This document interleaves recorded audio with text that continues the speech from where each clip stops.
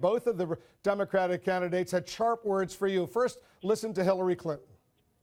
What Trump has done is like a case of political arson. You know, he has lit the fire and then he throws his hands up and claims that he shouldn't be held responsible, and he should be held responsible. Your reaction to Secretary Clinton?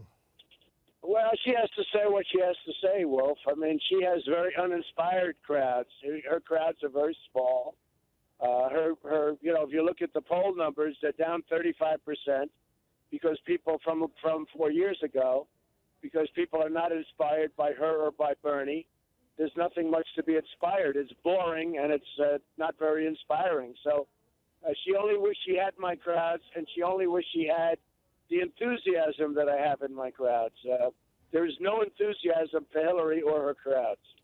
She's basically saying that you're, creating the violence could get out of hand, and that you're responsible for this. Are you?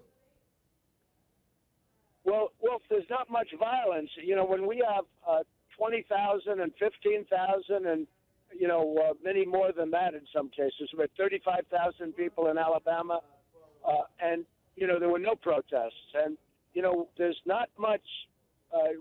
First of all, let's not even use the word violence. There's very little disruption, generally speaking. It's a function of the press. The press likes to say what they like to say. If one person gets up and starts shouting, and the police walk that person out, they try and make it like it's a violent thing. It's not violent. It's a protester that stands up, or probably a disruptor, because I think they're sent there by, some people on the other side. But it's a disruptor. But there's no violence. I mean, nobody's been hurt.